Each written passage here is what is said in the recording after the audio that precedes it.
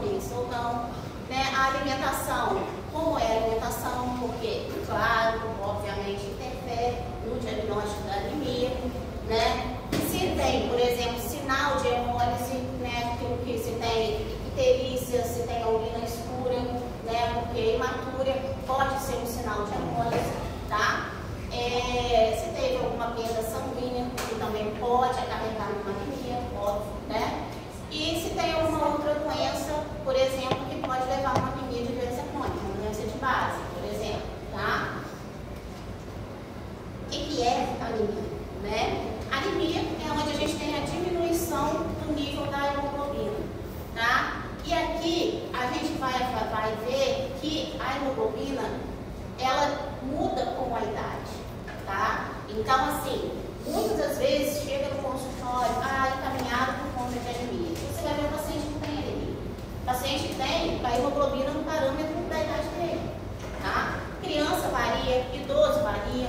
Então, assim, é diferente, né? Criança tem hemoglobina mais baixa, né? A grávida tem hemoglobina mais baixa também, tá? Então, a gente vai avaliar, né? Até 5 anos de idade, a gente tem 11 de hemoglobina. De 5 a 12 anos, a gente tem 11,5 de hemoglobina. A partir de 12 anos, a gente tem de 12 a 12 de hemoglobina. Mulher não grávida, 12. Mulher grávida, 11, por hemodiluição. Então, isso tudo é natural, tá? E homens a partir de 13, mais homens a partir dos 15 anos de idade, tá bom? Né? Isso é interessante a gente saber para a vida e para a gente entender que aquele paciente tem anemia ou não, tá? Né? É óbvio, eu tenho que saber isso aqui, porque eu tenho que saber se o paciente está com anemia ou não, tá bom? Isso tudo aqui é causa de anemia, né? Eu preciso ficar decorando o que é a causa, quais as causas de anemia. Não, a gente precisa entender que isso pode levar a uma anemia, tá? Uma plasia de medula pode levar? Óbvio que pode levar. Anemia ferropriva pode levar a uma anemia? Pode. A carência de ferro leva a anemia. Inclusive, a causa mais comum de anemia hoje no Brasil é a carência de ferro. Enfim, a gente tem N causas de anemia. Leucemia, esferocitose também, infecções, insuficiência renal, que é uma doença crônica, anemia é uma doença autoimune. Então, todas elas podem levar a uma anemia. A gente tem, só para a gente ver a regulação da eritropoese, da formação da hemácia, né? A gente tem um estímulo, que é a hipóxia, por exemplo, frio, infecção, estímulo de hipóxia, né? Então, qualquer coisa pode levar a uma precipitação da hipoxemia, e aí você estimula no rim a produção de eritropoetina, que estimula por si só a produção de hemácia dos glóbulos vermelhos, tá bom? E aí é essa a regulação da eritropoese. Para investigar a anemia, primeiro, o que a gente tem que avaliar? Se teve uma deficiência na produção da hemácia, tá? Ou se a gente teve uma perda ou uma destruição dessa hemácia. Primeira coisa para a gente entender, eu tenho ali uma anemia, avaliei o hemograma, o paciente tem uma anemia, avaliei o paciente, avaliei o hemograma, tem uma anemia. O que causa isso? É por quê? Por perda ou por deficiência na produção? Tá? Primeiro exame, o exame inicial que a gente pede, hemograma. E aí sim a gente vai ter ali o valor se o paciente tem anemia ou não. E depois a gente vai avaliar, né? No hemograma, inicialmente, a gente vai avaliar a morfologia dessa hemácia. O que é a morfologia? O tamanho, a coloração, a forma dessa hemácia. Isso a gente analisa, analisando a lâmina do sangue periférico, tá? E os reticulócitos também, que são contagens de reticulócitos, que são diferentes, tá, gente? Como eu falei, no hemograma, para a gente avaliar reticulócito, a gente tem que pedir um outro exame, tá? Então, a gente pede hemograma, nesse hemograma a gente vai avaliar o número de hemoglobina e também analisar o sangue periférico com a lâmina, a morfologia. Mas, separadamente, para a gente avaliar, a gente tem que pedir o reticulócito, que são os precursores das hemácias, tá? Dos glóbulos vermelhos. Aí você quer reticulócito? Hemograma, mais reticulócito. Exatamente. E aí, para classificar essa hemácia, paciente com anemia, a gente vai analisar no hemograma se é uma anemia normocítica, se é uma anemia microcítica ou macrocítica. Isso é o quê? Em relação ao tamanho da hemácia. E como que a gente avalia isso? Pelo VCM, pelo volume corpuscular médio, tá? E a gente vai analisar também a coloração dessa hemácia, se ela é normocrômica ou se ela é hipocrômica. Hipercromia, a gente não vê, é uma coisa que a gente não vê, tá? Então, a gente avalia, isso aqui a gente avalia como HCM e CHCM, tá? Isso tudo vai dar no hemograma, tá bom? Isso tudo a gente tem no hemograma, né? E aí, a gente vai avaliar o fisiológico, que são os reticulócitos. Por quê? Porque o reticulócito vai dizer pra gente se é uma doença hiperproliferativa ou se é uma doença hiperproliferativa. O que quer dizer isso? Reticulócito baixo, diminuição na produção. Reticulócito alto, aumento na produção. Por isso, hiperproliferativo. Tá bom? Tudo bem, gente? Posso seguir? Tá? Depois vocês pedem pra caralho, tá bom? E aí, aqui os parâmetros que a gente falou. O VCM, né? É uma medição direta, tem uma boa utilidade pra gente, né? Ele varia o volume ali, né? O HCM já é calculado de uma maneira diferente. Ele é calculado da hemoglobina dividido por 10, vezes 10, desculpa, vezes o hemácia, dividido pela hemácia. Então, e aí, então é um valor que é calculado de uma maneira mais difícil. Só que isso vocês precisam saber de fórmula? Não, isso a gente já tem dado no hemograma, tá? Então é só pra gente entender que aqui o volume já vem lá direto, pá. Aqui ele é calculado de acordo com a hemoglobina, ele depende da hemoglobina e depende da hemácia, que são bilhões. O CHCM, ele é diferente, né? Concentração da hemoglobina corpuscular média, ele é hemoglobina vezes 100 dividido pelo hematócrito, tá bom? E o RDW é onde a gente avalia o tamanho, a variabilidade por tamanho, a variação de tamanho das hemácias, tá? Então, se ela tem vários tamanhos, na hora que a gente olha, a gente tem um RDW maior. Se ela tem geralmente o mesmo tamanho das hemácias, é RDW normal. Se ela tem um tamanho RDW diminuído, a gente tem uma variação anormal dessa hemácia, tá? Sim, vou falar. Tá bom? Olha, eu vou te diminuição, professora, quando ela está diminuída, a variação, então, você falou, por exemplo, quando ela está alta, é uma variação diferente.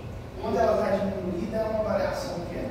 Não, quando ela está diminuída, o reticulócito, na verdade, assim, quando você tem todos de uma maneira igual, na verdade, de uma maneira igual, porque você é normal você ter uma variação de tamanho de uma hemácia para outra.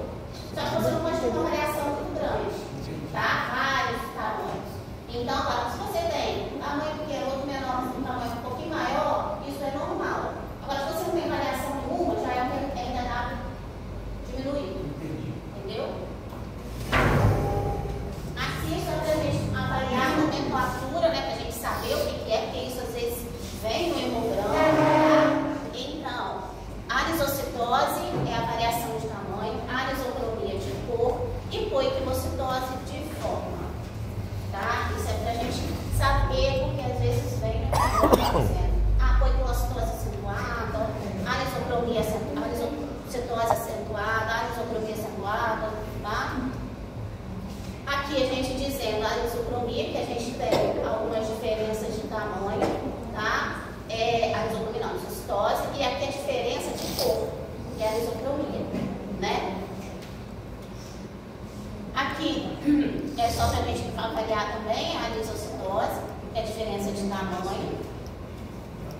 Aqui a poiquilocitose, que são diferentes formas de hemácia, tá? A gente tem a hemácia em foice, a gente tem aqui a hemáciazinha em alvo, né? A eliptose aqui, que é a hemácia em forma elíptica, tá? Então, estrelada. Então, a gente tem vários tipos de forma de hemácia. Isso pode indicar a gente também um tipo de anemia, tá, gente? Vou falar depois aqui para vocês, né? E os reticulócitos, né? Ali a gente falou do morfológico, né? Que é tamanho, coloração, e agora a gente vai falar de fisiológico, que são os reticulócitos, né? Os reticulócitos são células jovens, né? Eles duram na circulação pouquíssimos dias, 1 a 2 dias, né? Ele é um indicador da atividade de medula, como a gente já falado, né? Se está elevado, a gente tem uma hiperproliferação. Se está diminuído, a gente tem uma redução da produção. E o valor normal do reticulócito é de 0,5% a 1,5% ou até 2%, bom dia, ou até 2% a gente tolera o reticulócito, tá? Aqui, só para a gente ver como é o reticulócito da lâmina do sangue periférico, a gente vê, são essas coisinhas aqui, ó. E eu paro aqui porque esse quadro é um dos quadros mais importantes da aula. É um dos slides mais importantes da aula. É complicado? É, mas a gente, com o tempo, é claro que você não vai sair daqui sabendo isso tudo aqui hoje, tá? Mas com a prática você vai entender. E com as aulas a gente vai falando. Não vou falar disso só hoje, vou falar disso ao longo das aulas, tá bom? Tá? Então aqui, a gente tem das anemias microcítica e hipocriônica, a gente tem aqui essas anemias. Anemia ferropriva, a talassemia, anemia sideroblástica, anemia de doença crônica. Tá? Todas elas levam a anemia microcítica e hipocriônica. O que diferencia, às vezes, é o reticulócito e o LDW. Microcítica pequenininha. Exatamente. Tá? É a diferença do tamanho. Tá? Se tem muita diferença no tamanho, de um tamanho para o outro, né? Se é muito grande. Tá? Quanto maior essa diferença, maior é a LDW. Tá bom? Tá? Geralmente na anemia ferropriva o LDW é aumentado. O reticulócito é normal ou diminuído. Tá? Mas, por exemplo, uma coisa, ó, todas essas estão vermelhas. Depois eu vou falar por quê. Todas elas têm uma característica que é o reticulócito aumentado. Eu vou falar depois por quê, tá? Então, assim, essas aqui, a que diferencia é a talassemia mínor, porque ela tem um reticulócito aumentado, tá? Na normo, tá, gente? Vou falar assim, tá? Vocês entendem, né? Normocítica, normocrônica, tá? A gente tem anemia de doença crônica, aplasia, mielodisplasia, insuficiência renal, que acaba sendo uma anemia de doença crônica, tá? A gente tem reticulócitos diminuídos, mas na esferocitose e na falciforme, a gente tem reticulócito aumentado, tá? E aqui na macrocítica, que são hemácias grandes, a gente tem todas essas como causa também de macrocitose, e tendo as anemias hemolíticas. O que eu quero dizer, essas que têm reticulócito aumentado, todas elas são um tipo de anemia hemolítica, tá? Então, reticulócito aumentado é indicativo de hemólise, é indicativo de anemia hemolítica, tá? Então, isso já direciona a gente. O reticulócito já direciona muito a gente para um diagnóstico. Chegou no consultório, o paciente, você vai ver o hemograma, ou no pronto atendimento, você vai ver o hemograma, tá lá, anemia. Você vai pedir o reticulócito aumentado, fala a favor de hemólise. E aí já direciona a gente para investigar qual anemia hemolítica esse paciente tem. A gente vai falar sobre isso também, tá? Então isso aqui, RDW, gente, é uma coisa que é muito difícil a gente ficar analisando na prática. Ele acaba, às vezes, confundindo um pouco a gente. Então, o que a gente, se vocês saírem daqui sabendo o que é uma anemia hemolítica, por que o reticulócito está aumentado, eu vou ficar muito feliz com isso, tá? Então, vamos lá. Aqui, a gente tem uma lâmina de sangue periférico, onde a gente analisa a série vermelha e a gente analisa a série branca, tá? Aqui a gente tem anemia hipocrômica e microcística, são hemácias pequenininhas e bem, tá vendo, clarinhas, tá? Coloração. Aqui já tem uma macrocitose, você vê hemácias grandes. Aqui a gente tem, na PTT, é uma anemia hemolítica microangiopática, onde a gente tem pedaços de hemácia, que também é uma anemia hemolítica, tá? Aqui, ó, na anemia falciforme, é hemácia em foice. Aqui são reticulócitos. Então, você vê reticulócito, quando você vê mais reticulócito assim, quer dizer que tem um reticulócito aumentado. E a anemia falciforme é um tipo de anemia hemolítica. gente tem hemácia em alvo, tá? Vai cair imagem na própria? Tá? E aí, eliptocitose, onde a gente tem essa elíptica, a forma elíptica da hemácia, né? Pneumolítica autoimune, onde a gente tem umas hemácias bem como eritroblasto mesmo, que são células jovens também. Enfim, e aí a gente vai agora fazendo alguns diagnósticos do tipo de acordo com a morfologia dessas hemácias. Quando a gente tem uma microcitose, a gente tem geralmente anemias que levam a uma diminuição na síntese de hemoglobina. E aí quais anemias levam a uma diminuição da síntese de hemoglobina? Lembrando que a hemoglobina é proteína da hemácia, né? Então, anemia ferropriva, talassemia, anemia de doença crônica, anemia sideroblástica, intoxicação por chumbo, todas elas podem dar uma anemia microcítica, tá? Isso aqui é a maturação da célula, a hemácia vai perdendo o núcleo, né? Então, o reticulócito, o núcleo ainda tem núcleo, tá? Aqui no eritrócito a gente já não tem mais núcleo, tá bom? E o volume celular, ela é maior e com o amadurecimento da célula, ela vai diminuir. Aqui dizendo a hemoglobina, que é a proteína da hemácia, e na hemoglobina a gente tem o corpúsculo M, onde a gente tem a atuação do ferro no corpúsculo M. Então ele é muito importante para a formação da hemácia, o ferro. Entendeu? É esse aqui? Pode. No caso assim, Aqui é a fórmula mais jovem e depois a fórmula mais madura. Tá? E tem a glicose, pode ter uma anemia anabásica também. Anemia básica?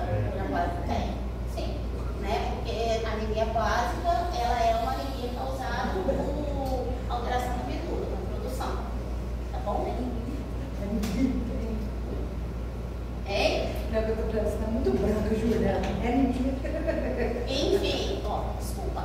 Aqui, né, a gente tem a talassemia, que também é uma causa de microcitose, né? Mas na talassemia a gente tem as hemácias praticamente do mesmo tamanho, apesar de elas estarem diminuídas, mas elas estão do mesmo tamanho. E aqui na ferropriva a gente tem hemácias diminuídas, mas também tem hemácias normais.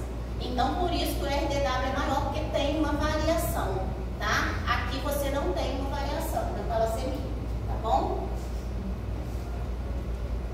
Aqui, só para diferenciar, né, de talassemia de ferropriva, porque nas duas vocês vão ter tanto anemia como microcitose, mas o que vai diferenciar é o RDW e o reticulócito. Por quê? Talassemia é um tipo de anemia hemolítica também. Então, o reticulócito na talassemia está aumentado. Na anemia ferropriva, não está aumentado. Tá bom? Tá? O que é a anemia ferropriva? Né? A anemia ferropriva é onde a gente tem a deficiência, a gente tem ferro baixo e isso incapacita a formação do M, né? Incapacita a formação, a síntese da hemoglobina. Tá? Então, é a principal causa de anemia que a gente tem hoje no Brasil, né, principalmente nos países subdesenvolvidos, por carência mesmo, né, de alimentação, né, a principal pode ser por baixa ingesta, né, onde a gente tem uma dieta pobre ou uma má absorção, doença celíaca, por exemplo, doenças crônicas, intestinais, né, verminoses, ou você tem por perda também, onde tem sangramento gastrointestinal, menstrual, um trauma, uma cirurgia. Isso tudo pode levar a uma anemia ferropriva por carência de ferro, tá? E por um uso também, gravidez, um consumo, né, na verdade. Né? Você pode ter uma sepse, você também pode ter. Pelo consumo, você também tem diminuição do ferro, que também pode levar a anemia ferropriva. Como clínica, a gente tem, principal é a hipertensão da apetite. Que isso aqui tudo é nomenclatura de hipertensão da apetite. Pica, paroxia, é a mesma coisa. É a paciente que come gelo, come terra, come macarrão cru, tá? Então, isso é um sinal clínico de anemia ferropriva. Come mesmo, tá? Come mesmo. Você vê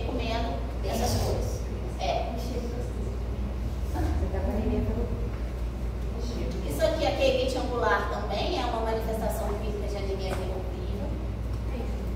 Né? A colotníquia, que é essa unha aqui, né? A gente tem também. E a síndrome de Kurnow-Wilson, onde a gente tem uma anemia ferropriva associada a uma disfagia, a uma membrana esofágica, né? E isso dificulta a absorção também do ferro, tá? E o diagnóstico? Como é feito o diagnóstico? Diagnóstico, hemograma. E aí, nesse hemograma, a gente vai avaliar o quê? O que tem no hemograma com anemia ferropriva? Microcitose e hipocromia. Avaliamos isso, o que a gente pede? Reticulócito. Lembra? Pedimos reticulócito, vem reticulócito baixo ou normal, tá? E aí, a gente tem que pedir a cinética do ferro. Qual que é a cinética do ferro? Ferro sérico, né? Dosagem de ferro. Ferritina, que é a reserva do ferro. A reserva do ferro, tá? Transferrina, que é a capacidade que é a proteína carreadora do ferro, tá? A saturação de transferrina, que é o ferro sobre a capacidade de ligação da transferrina ao ferro e a capacidade de ligação do ferro. Numa anemia ferropriva, o seu ferro está baixo, a sua ferritina está baixa, a sua transferrina está alta. Por quê? Porque a proteína fica livre. Quando você tem ferro baixo, a proteína está livre no sangue, então sobra proteína, sobra transferrina, então ela aumenta, tá? Como a transferrina ela tá alta, aqui se você tem um ferro baixo, né, a capacidade, voltando, a transferrina está alta, a sua capacidade também vai estar alta. E automaticamente a saturação de transferrina vai estar baixa. Por quê? Porque o ferro sobre a capacidade de ligação de ferro. Deu para entender aqui? Não. Deu? Não? Voltando. Você tem o ferro baixo, a ferritina. O que é o ferro? Ferro é ferro, né? A ferritina é a reserva, tá? Transferrina é a proteína carreadora do ferro. Quando você tem diminuição do ferro, você sobra a transferrina. Deu por aí, né? E aí, e a capacidade de ligação do ferro também está aumentada. Porque está sobrando a transferrina, você está com uma capacidade livre, né? Tá? E saturação de transferrina? O que é a saturação de transferrina? É o cálculo que a gente faz de ferro sobre a capacidade de ligação de ferro. Então, se o ferro está baixo e a outra está alta, essa aqui está diminuindo. Então é a capacidade, é o ferro sobre a capacidade. Isso eu entendi. Isso aí, tá? E como que a gente avalia a resposta ao tratamento, né? Os reticulócitos, geralmente, eles sobem até se você faz a reposição com ferro oral ou ferro venoso. Vou falar sobre o tratamento daqui a pouco. E como que você avalia isso? Você avalia, pode pedir reticulócito, já se o reticulócito já começar a normalizar com 7 dias, ele já pode normalizar com 7 dias, mas você precisa ter no mínimo a dosagem da ferritina. A ferritina é que vai dizer se o tratamento fez o efeito ou não, tá? Porque ela é reserva. Não adianta o ferro estar aumentado se você ainda não teve capacidade, se o ferro não teve capacidade de armazenar, tá bom? Porque senão daqui a pouco você vai usar a sua reserva mais e vai ter anemia de novo. Então, para a ferritina aumentar, a gente precisa de 3 meses de tratamento oral, no mínimo, tá? E é claro, a gente tem que avaliar também o diagnóstico etiológico, né? Porque não adianta nada você ficar repondo ferro se você não trata uma perda, se a pessoa vai continuar tendo uma metralgia, né? Se a pessoa vai continuar tendo uma doença de base que pode levar, uma doença intestinal, pode levar a má absorção.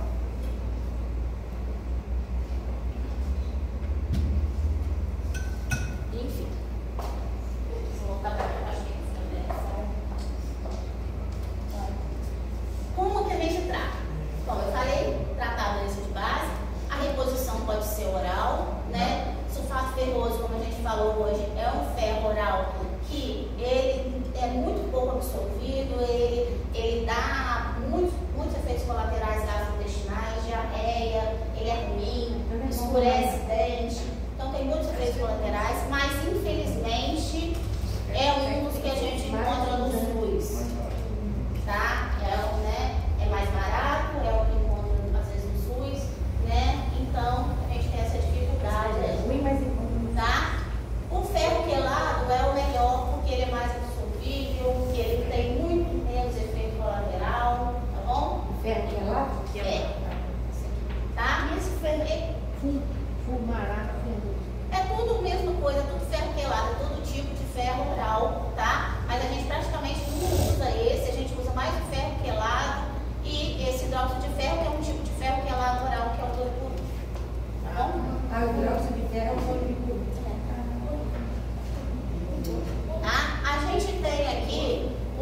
fibroso. A gente pode também ter o fibroso, que aqui está traduzido o hidróxido de ferro, né, que é o Noripurum. A gente tem a carboximaltase, que é uma medicação nova, que é o Ferinject, né, que é uma medicação muito concentrada em ferro, só que ela é muito cara, né? Ela é muito cara, então às vezes por uma coisa. Tem em torno de 700? É cara, assim. Leva um monte de furagem. Pois é, às vezes é muito mais vantagem você fazer uma carboximaltase, porque o Noripurum você precisa de mais dose. Carboximaltase você pode fazer menos. Professora, a alimentação é internacional? Claro que a alimentação entra, né? A gente vai falar de reposição. A gente já falou da reposição, porque olha só, gente. Porque olha só, a gente quando tem uma anemia, que uma ferritina às vezes está baixa, e o paciente, a gente precisa de ter suplementação no mínimo oral. Só a comida não vai fazer, não consegue. A gente infelizmente não consegue, tá? Agora, se você tem uma anemiazinha, mas um ferro um pouquinho baixo, mas que não deu tempo de tocar sua ferritina, a alimentação faz diferença, tá? Só a alimentação, tá bom? Então, e outro que é o ferro iênico também é o Noripurum. A alimentação, você tocou em alimentação. As pessoas têm que orientar em relação à alimentação, sim. Coisas ricas em ferro, né? Por exemplo, fígado verde escuro, vinagre, né? Taioba, né? Coisa verde escura. Limão. Carne vermelha é fonte de ferro, sim, muito boa, né? Então, assim, a gente tem algumas coisas aí que são ricas em ferro. E uma coisa que a gente não pode esquecer, isso aqui não pode ser dado junto com a comida. É muito comum chegar, paciente, eu tomo na hora do almoço, tomo na hora do jantar. Não pode. Por quê? Porque na hora da comida a gente tem cálcio, muito cálcio na comida, né? E dificulta a absorção do ferro. O cálcio dificulta a absorção do ferro, tá? Então, uma outra coisa que a gente orienta também, principalmente criança, que às vezes mama depois que almoça. Então, a fonte de ferro está no almoço, muita coisa está no almoço e no jantar. Se logo depois ele mamar, ele vai ter muito cálcio, vai dificultar a absorção do ferro no almoço e no jantar. Então a gente pede para evitar coisa com leite, principalmente perto do almoço e perto do jantar. Tá bom? Com cálcio, coisa com cálcio, né? De maneira geral. Tá? Isso aí é feito no júri, a gente só de novo. Pode, mas assim, o efeito dói muito e tem efeito colateral. Eu prefiro fazer cálcio. E lento, de uma forma lenta. Eu faço rapidinho também. O paciente às vezes fica tonto, entendeu? Eu prefiro fazer um pouco lentinho, uma meia horinha, uma hora. Tá? Enfim. Anemia normocítica, normocrônica, a gente tem como causa de anemia normo todas essas doenças, né? Mais uma vez, o reticulócito vai ajudar a gente, tá? E aqui a gente tem como causa doença crônica, insuficiência renal, aplasia, mielodisplasia. Gente, isso aqui são doenças hematológicas que a gente vai falar sobre elas mais pra frente, tá? Hemolítica crônica, falciforme, sangramento agudo. Então, lembrando que aqui, ó, nessas duas aqui, que o reticulócito está alto. Por quê? Porque todas as duas são anemia hemolítica. Tá? Então, o reticulócito aumentou, pronto. Já me exclui muita doença. E já me direciona muito bem. Então, o reticulócito é um parâmetro muito bom para avaliar a anemia. Tá? Aqui são as causas de anemia de doença crônica, né, que é uma das principais causas para anemia normo-normo, é a anemia de doença crônica. Todas essas doenças podem levar a uma anemia normo-normo, né, infecções, inflamações, malignidades e outras doenças. Tá bom? Teoricamente, vamos dizer, o reticulócito ele é um novo, né? Se a pessoa, por exemplo, for uma mulher, por exemplo, ela tiver uma hemorragia, uma expansão ele não sobe também não, porque o corpo vai produzir mais? Isso não... Se ele tiver às vezes, não é uma quantidade maciça se for um choque, hemorragia, ele pode ter um aumento no reticulócito, sim. Mas às vezes não dá tempo da medula produzir. Não dá tempo de chegar no sangue periférico. Entendeu? Porque se for uma coisa muito aguda, não dá tempo de chegar no sangue periférico. Entendeu? Enfim. E aí a gente vai avaliar, né, anemia de doença crônica, anemia associada à inflamação. Como que a gente avalia isso?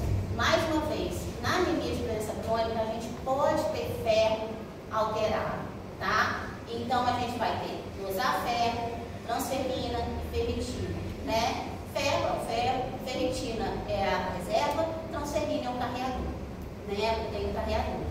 E para avaliar se tem atividade inflamatória, a gente tem dois marcadores, VHS e PCL, proteína C reativa e velocidade de hemossedimentação, tá? Então, esses são marcadores para avaliar se tem uma doença inflamatória, tá? Porque muitas das vezes, gente, a ferritina também aumentada, ela é um indicativo de doença inflamatória, tá? Paciente em doença inflamatória, a gente tem ferritina aumentada.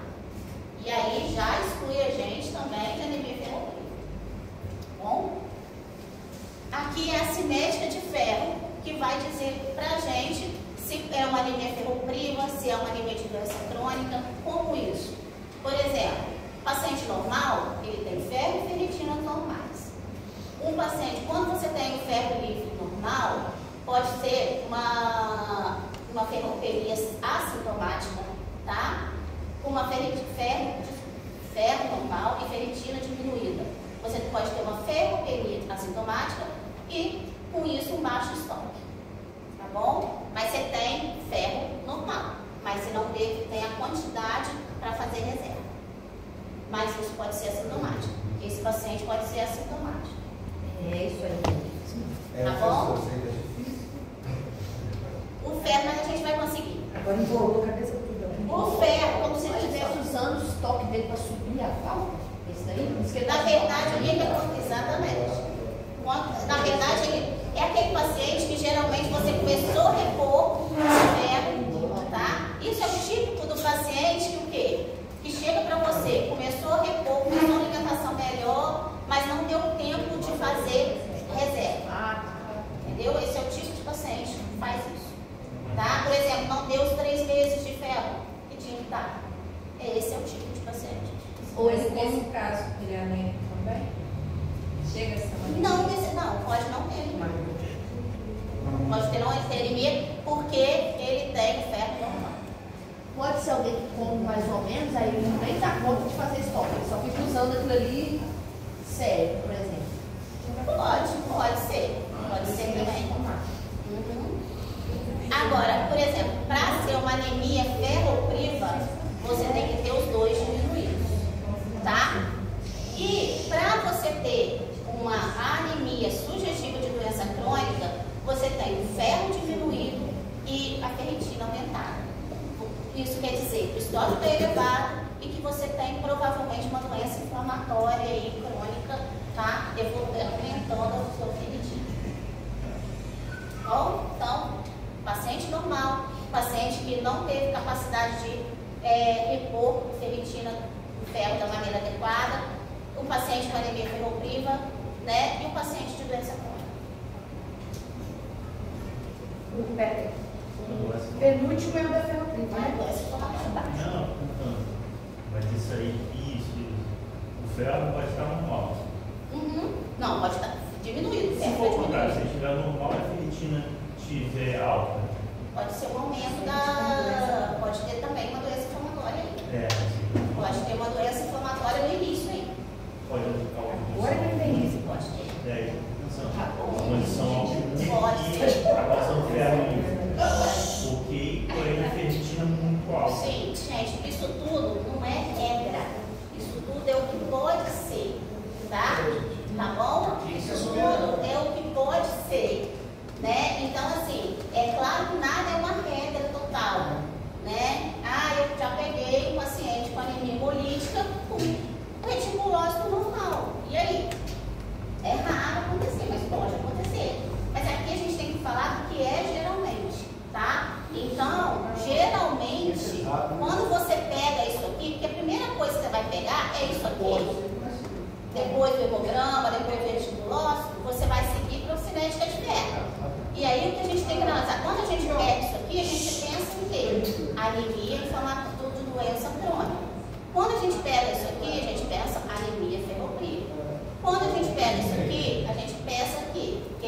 gente não deu tempo de fazer história. E quando a gente pega essa campanha de Aí eu peço um VHS PCS. Sim, exatamente. Aí você vai comprovar que ele tem essa informação. É. É só nessa aula. Hein?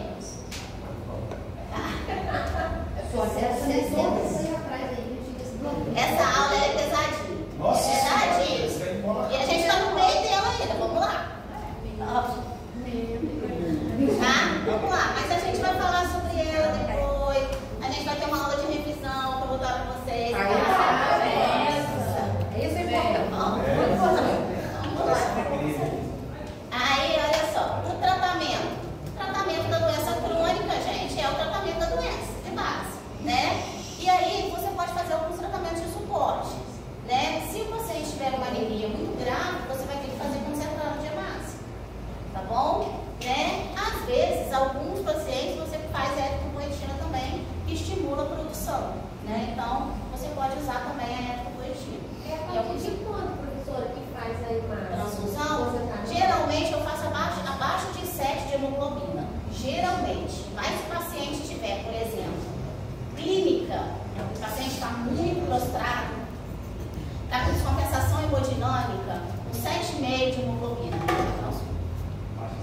Tá? Então é claro que a clínica é soberana, né? Então, mas se o paciente está estável, eu posso aguardar até abaixo de 7, né, de hemoglobina. Tá bom? Igual, por exemplo, o paciente que está entubado, grave, eu tento manter acima de 8,5 de hemoglobina. Por quê? Porque eu sei que ele vai exigir dele mais para carregar oxigênio, né? Então eu tento manter uma hemoglobina maior. Agora vamos para as anemias macrocíticas, tá? Anemia macrocítica, todas elas são causa de anemia macrocítica, né? Deficiência de B12 é uma das principais, deficiência de ácido fólico, tá? Hepatopatia, algumas medicações, aplasia e mielodisplasia, que é uma doença medular, são doenças medulares, e mais uma vez a gente encontra aqui a anemia hemolítica, né? Então, e o que vai diferenciar é tuberculose. Tá bom? A anemia hemolítica pode dar microcitose, pode dar macrocitose, pode dar leucocitose, tá? Mas eu vou falar sobre a anemia hemolítica daqui a pouco, calma aí, tá? E aí, uma das características é essa língua despapilada, né, principalmente de B12, tá? A deficiência de B12. A gente vê umas hemácias maiores, né?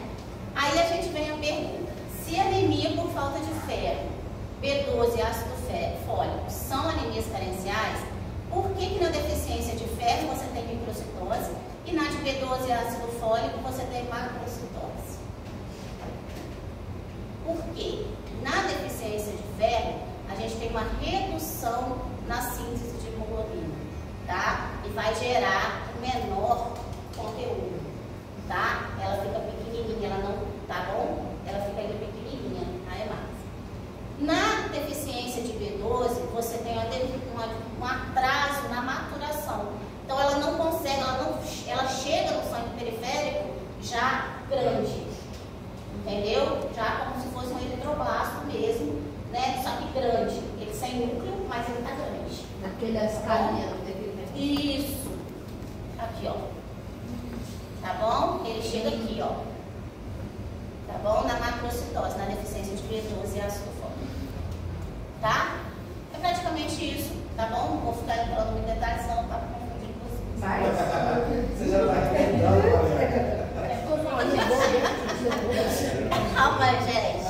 Calma, por favor. Vocês, a gente vai conseguir. Juntinho a gente consegue. Vamos lá. E aí, então, né? Como tipo, a gente tem aqui essas doenças, né? A deficiência de B12, ácido fólico, hepatopatia, mielodisplasia, algumas medicações, tá? E agora, isso aqui é extremamente importante, tá? Vocês estão vendo o que eu falo, né? Então, eu sempre dou uma diquinha, tá? Então, olha só, isso aqui, quais são as anemias hemolíticas, né? É aquilo que a gente falou, a anemia hemolítica pode dar microcitose, macrocitose, normocitose. Mas o que diferencia hemolítica também é o quê? Que vai dizer pra gente que a anemia hemolítica são as provas de hemólise. Reticulócito aumentada, tá? Bilirrubina indireta aumentada, né? E LDH aumentada, tá? Essas são, eu vou ter um quadro aqui. Indireta. Por que está indireta? Não deu tempo, exatamente. Ela destruiu, liberou, tá? Não deu tempo, tá? E LDH, que é desidrogenase lática, qualquer atividade inflamatória também pode dar um aumento de LDH, né? E aí, pronto, chegou lá um paciente para mim, eu vi que ele tem reticulócito aumentado, ele está ictérico, ele tem aí uma anemia hemolítica. Quais são os tipos de anemia hemolítica que eu tenho que investigar nesse paciente? Doenças da hemoglobina, e aqui eu incluo talassemia e anemia falciforme, tá? Anemia hemolítica alta, e como que eu faço o diagnóstico aqui das hemoglobinopatias? Analisando a hemoglobina. Qual o exame que eu peço? Né? Eletroforese de hemoglobina. Exatamente, tá? A gente vai ter uma aula de talassemia e anemia falciforme, tá? Então, né? Anemia hemolítica autoimune é onde a gente tem um anticorpo que destrói as suas hemácias. Como que eu faço o diagnóstico disso? Através da dosagem do CUMB direto. Tá? Então, dosou, é isso. Doenças da membrana da hemácia, aonde eu tenho a esferocitose, liptose ou velocitose. O que é isso? A membrana da hemácia, a hemácia ela não consegue sobreviver porque a membrana é frouxa e ela é destruída antes do tempo. Tá bom? Como que eu faço o diagnóstico disso? Curva de fragilidade osmótica. Tá bom? Vou voltar. O CUMB direto vai ser para anemia basal autoimunes? Autoimunes. Isso aí, porque é um anticorpo que destrói a plaqueta. A hemácia, tá? E isso aqui é o que? É a curva de fragilidade osmótica, tá bom?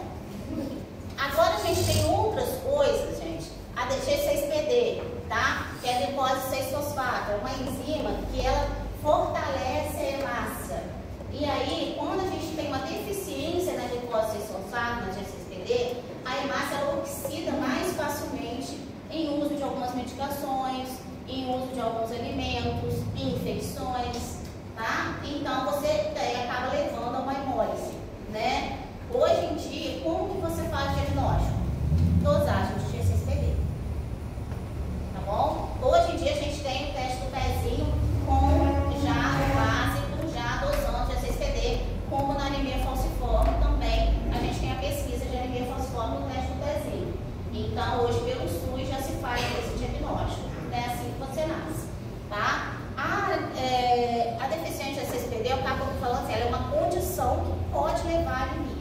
Ela não é uma doença, tá? Ela pode levar a uma hemólise se você ingerir muito aqueles alimentos, se você ingerir, usar muitas medicações, tá bom? Essa porta toda hora, né, gente? Eu achei que não levou o que fica fechado. Eu tô também tem que fechar, gente. Enfim. Olha só. Hemopulmonura paroxística noturna, que é onde a gente faz a dosagem do ANTS 13 também. É uma doença mais rara, não é uma doença muito comum, tá? Agora, anemia hemolítica por infecção também, por exemplo, a malária, né? A PTT, né? A gente vai falar sobre ela aqui numa aula, né? Púrpura também é um tipo de anemia hemolítica, tá? Onde a gente faz diagnóstico também pela ADAMS 13. ADAMS 13 é uma enzima. E a deficiência dela gera a hemólise. E hemólise mecânica, que na verdade é uma coisa que é exclusão de tudo, tá? A gente diz, né? Então, aqui, voltando a esse quadro aqui, as mais importantes aqui, ó, são essas, né? As principais, na verdade, são as mais comuns, tá?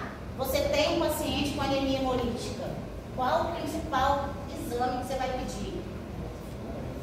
Eletroforese de pensando. Mas os tipos mais importantes de anemia hemolítica a gente tem hemoglobinopatias, que é a anemia falciforme.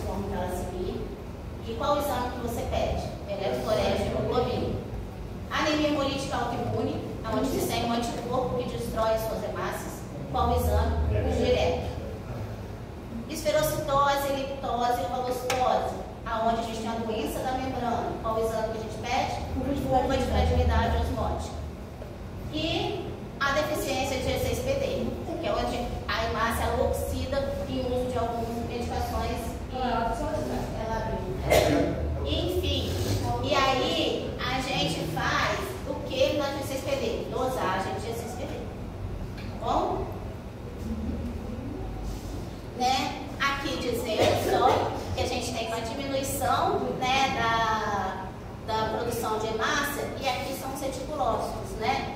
Tá bom? Lembrando que o reticulócito ainda tem núcleo, né? São hemácias com núcleo, tá? Enfim, aqui, ó, o padrinho, tá vendo? Tá?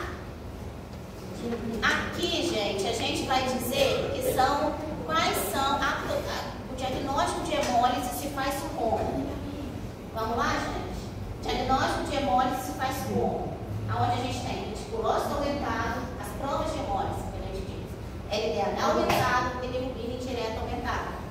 A hemoglobina diminuída também, que é uma proteína também, que ela fica diminuída quando a gente tem a destruição da hemácia, porque ela se liga à hemácia. Então, quando ela se liga ao resquício da hemácia, desculpa, tá? A hemácia é destruída, a hemoglobina se liga nela e ela é eliminada, tá bom? Então, por isso você tem diminuição da hemoglobina, tá bom?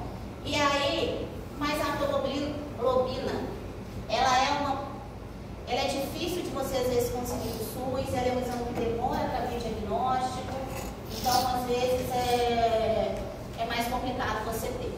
Então, mas assim, esses dois são exames que você tem resultado rapidinho, no mesmo dia você já tem resultado. Então isso já vai indicar para a gente que é o hemólise ou não. E aí, para investigar, a gente vai avaliar sangue periférico, que é o quê? Que vai avaliar a lâmina, né? A gente avalia a lâmina. Onde a gente tem hemácia em forma de foice, anemia falciforme, elíptica, eliptose ou esferocitose, tá? Então isso já indica a gente. Hemácia em forma de alvo, pode indicar talassemia, tá bom? E aí o CUMBS, como a gente falou, para anemia hemolítica autoimune, eletroforese de hemoglobina para hemoglobinopatia, G6PD para deficiência de G6PD, curva de fragilidade osmótica para esferocitose, né? E aqui é dosagem de complemento, onde a gente tem uma diminuição desses complementos, que é a hemoglobinúria paroxística no corpo. Tá bom? Isso aqui é importante, óbvio, porque são exames que a gente precisa fazer para diagnosticar o tipo de anemia hemolítica. Então, esse aí que eu... Tá? Vamos? É muito provável. Tem que gostar muito de dinheiro para fazer. Não, é muita coisa que a gente não sabe nem que são usados. E o Elton pensando em fazer nada. Isso, você. Declaração. Vocês vão saber, a gente precisa saber, né? A gente tem, com o tempo a gente vai. Com a prática também? Com a prática, exatamente, gente. É claro que, hoje vocês não saem daqui sabendo já, eu vou saber diagnosticar a anemia hemolítica, vou fazer claro que não. O que eu quero que vocês entendam é o que? O paciente chegou com anemia, né? Eu vou examinar, vou avaliar primeiro que tipo de anemia que é. Se é normo, se é micro, se é macro, né? E aí, vou pedir um reticulócito. Veio o reticulócito aumentado, ele pode dizer anemia. Exatamente, é isso aí. É esse aí o caminho, entendeu? É isso aí. Isso aí já tá bom. E depois disso, encaminho ao... Tá bom? Agora, anemia megaloblástica, que também é um tipo de anemia megacariocítica, né? É onde a gente tem essa língua despapilada por deficiência de B12, tá? Na anemia megaloblástica, a gente tem macrocitose, onde a gente tem um aumento do VCM. A gente tem a produção de megaloblasto na medula, né? Na verdade, os eritroblastos eles já vêm grandes desde a medula, tá? Bem grandes na medula, né? É geralmente causado por deficiência de ácido fólico ou B12, né? E também pode ser por uma anemia perniciosa, onde a gente tem. Só uma dúvida, na macrocista eu posso entrar com ela? Você tem que descobrir a causa da macrocitose. Primeira coisa, você tem que descobrir a causa da macrocitose. Entendeu? E aí você vai levar aqui, vou pedir um reticulócito. Reticulócito está diminuído? Vou pensar em algumas anemias de doença crônica, deficiência de B12, deficiência de ácido fólico. B12, Exatamente. Isso aí. Tá bom? Tá? E aí, a anemia, se for uma doença de anemia de doença crônica, por exemplo, uma insuficiência renal, né, uma hepatopatia, Uma doença inflamatória intestinal, tratada com doença de base. Tá?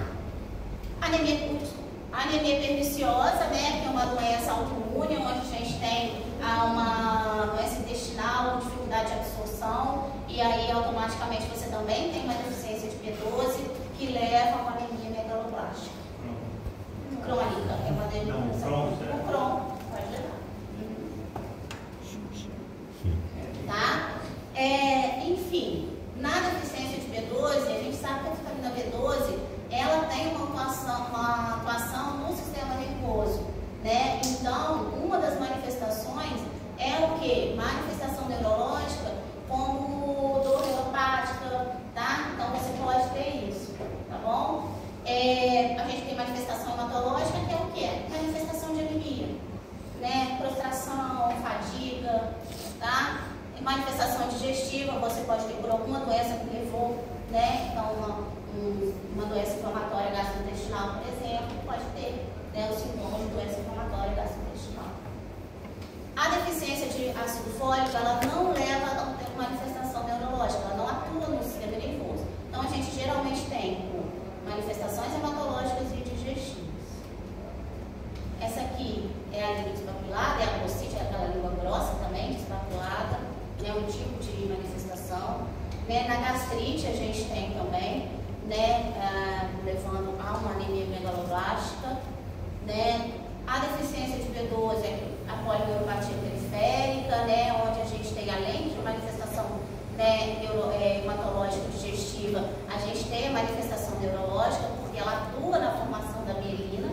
Então, você pode ter polineuropatia periférica, parestesia, diminuição da sensibilidade, ataxia, perda da propriocepção, déficit cognitivos, demência e depressão. Então, tudo isso pode ser causado por deficiência de B12, tá? Então, lembrando, o paciente quando chega com manifestação neurológica, a gente tem que pensar em deficiência de B12, tá? E um hemograma, que é um exame tão simples, também vai poder ajudar a gente. Chegou o paciente com alteração neurológica e uma anemia megatheliocítica, a gente tem que pensar em macrocística, megatheliocítica, a mesma coisa. A gente tem que pensar em deficiência de B12, tá? Enfim, o diagnóstico, como é feito? Um hemograma simples, a gente vai avaliar, né, o tipo de... você tem a lisocitose, você tem policistose, você tem a macrocitose. Esses neutrófilos plurissegmentados, o que é isso, gente? São neutrófilos com vários núcleozinhos, tá vendo? Isso é um indicativo de deficiência de B12, tá? Né? E aí, a acetosa B12, né? O ácido metilmalônico também, ele está aumentado. Por quê? Porque ele não converte a B12, né, em ácido e outro ácido, então ele fica livre, tá? Se você não tem B12, ele não é convertido, então ele aumenta, tá? Para ser eliminado, ele precisa ser convertido o ácido metilmalônico. Então, mas ele precisa de B12 para isso. Se tem diminuição de B12, ele não é convertido, então ele fica aumentado, tá? A homocisteína, que ela não é processada, né? Então ela precisa de B12 e ácido fólico também para ser metabolizada. Ela não é metabolizada, então ela fica também aumentada. Tá? Tratamento, reposição, né, de ácido fólico e vitamina B12. Geralmente a B12 é IM, o ácido fólico a gente tem comprimido. Tá?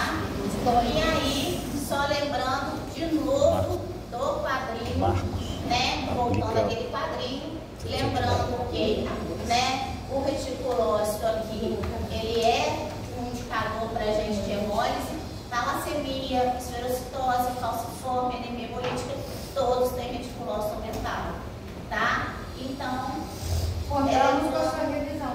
É isso. Contamos com a sua revisão. Vamos dar a liberação aberta. Treinar. Partiu?